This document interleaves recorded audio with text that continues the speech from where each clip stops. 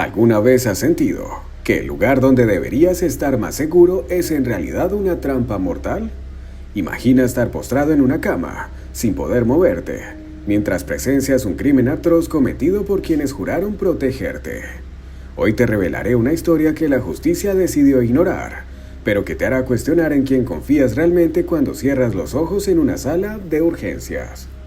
Quédate hasta el final porque lo que sucedió en esa habitación cambió la vida de un hombre para siempre. La frágil línea entre la vida y la muerte. Todo comenzó en el año 2009. Imagina tener toda la vida por delante y de repente sentir que tu motor interno se detiene. El protagonista de esta historia sufrió una miocarditis endobacteriana, una condición aterradora donde bacterias agresivas atacan directamente el tejido del corazón. Al ser joven, los médicos ignoraron las señales de alerta hasta que fue demasiado tarde. Cuando finalmente lo diagnosticaron, ya estaba en fase terminal. En un hospital público saturado, la ética a veces se vuelve maleable. Debido a su estado crítico y las pocas esperanzas de vida, decidieron trasladarlo de la unidad de cuidados intensivos a una cama de cuidados intermedios. Querían liberar espacio para alguien con mejores probabilidades. Allí, en esa penumbra hospitalaria, dopado y al borde del abismo, se convirtió involuntariamente en la única cámara de seguridad humana de un evento que nadie debía ver. Entre la lucidez y el sueño, vio entrar a su compañero de cuarto, su verdugo y su víctima a la vez. El arribo del condenado. En medio de la noche, la puerta de la habitación se abrió de golpe. Trajeron a un joven de rasgos árabes, de unos 25 años, visiblemente aterrorizado. No venía solo, estaba escoltado por dos hombres que desbordaban una energía siniestra. No parecían los típicos oficiales de pulcro uniforme, sino sujetos descuidados, con barbas de varios días y una frialdad que helaba la sangre. Al joven lo esposaron directamente a la camilla frente a nuestro testigo. En ese momento la atmósfera cambió por completo. El aire se volvió pesado, cargado de una violencia contenida que estaba a punto de estallar. El detenido balbuceaba en un idioma extraño, suplicando clemencia, pero solo recibió desprecio.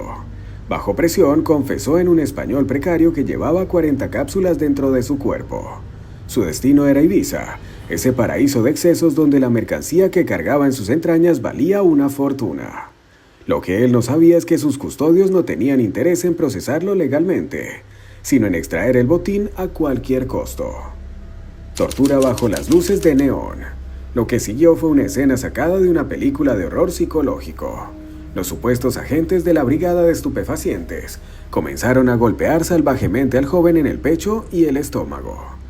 Es importante entender el peligro extremo de esto. Golpear a alguien que ha ingerido envoltorios de droga es básicamente intentar detonar una bomba biológica dentro de su organismo. Cada vez que el chico intentaba gritar de dolor, uno de los hombres le presionaba la cara con una almohada, asfixiándolo mientras le susurraba clínicamente que guardara silencio, que estaba en un hospital. Nuestro testigo, paralizado por su propia enfermedad cardíaca, solo podía entreabrir los ojos cuando los agentes no lo miraban. Fingía una inconsciencia profunda mientras el terror le aceleraba el pulso que ya de por sí fallaba. El sonido de los golpes secos contra la carne y los gemidos ahogados bajo la almohada se convirtieron en la banda sonora de una noche que parecía no tener fin. El pacto de sangre con la enfermería. Muchos pensarían que la llegada de un profesional de la salud detendría la barbarie, pero en este caso la oscuridad ya había infectado a todo el personal de turno. Una enfermera entró en la habitación, pero no para salvar una vida. En un acto de corrupción absoluta, aceptó un fajo de billetes de los agentes. A cambio de ese dinero entregó una jeringuilla con un potente purgante y se convirtió en cómplice activa del crimen.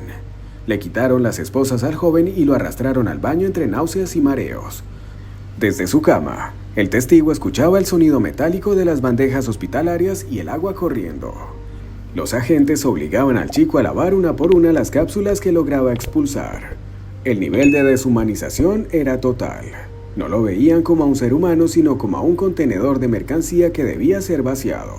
La enfermera vigilaba el pasillo, asegurándose de que ningún otro médico o empleado del hospital interrumpiera su lucrativo negocio nocturno. Cuando el veneno se libera, la tragedia era inevitable. Tras los brutales golpes recibidos en el abdomen, la integridad de los envoltorios se vio comprometida. El testigo vio con horror cómo uno de los agentes levantaba con un guante de látex 2 condones rotos. El látex esmerilado no fue suficiente para contener la presión y los impactos. En ese instante, el joven mula comenzó a convulsionar. Cuando una cápsula de cocaína o heroína de alta pureza estalla en el estómago, el sistema nervioso colapsa casi instantáneamente por una sobredosis masiva. Los agentes, en lugar de pedir ayuda médica urgente, se limitaron a observar el espasmo de muerte con una sonrisa macabra. «Se ve que es de la buena», comentaron entre burlas mientras veían cómo el chico se retorcía en su propia agonía. Para ellos, la muerte del joven marroquí no era una tragedia, sino un daño colateral aceptable. Ya tenían lo que buscaban, y un cadáver no puede testificar en un tribunal contra agentes corruptos. El botín del crimen perfecto. La codicia no conoce límites. Mientras el joven agonizaba, los hombres comenzaron a repartirse el cargamento. El testigo escuchó claramente cómo planeaban entregar únicamente 15 cápsulas a la brigada, para justificar el operativo y quedarse con las 25 restantes para su propio beneficio. Eran miles de dólares en droga que desaparecerían en el mercado negro bajo el amparo de sus placas.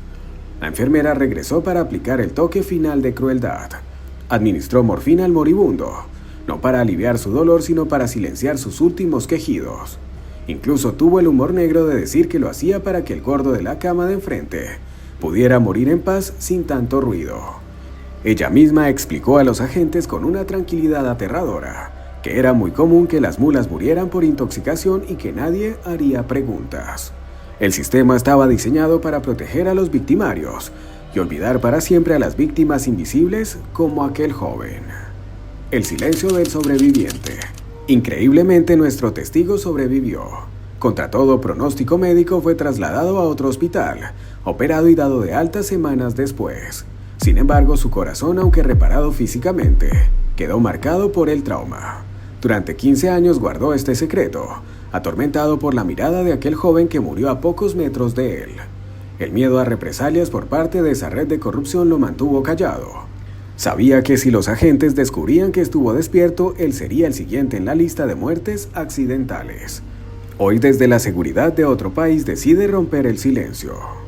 No busca justicia legal, pues sabe que los nombres y las pruebas se han desvanecido en el tiempo, sino que busca liberar su conciencia.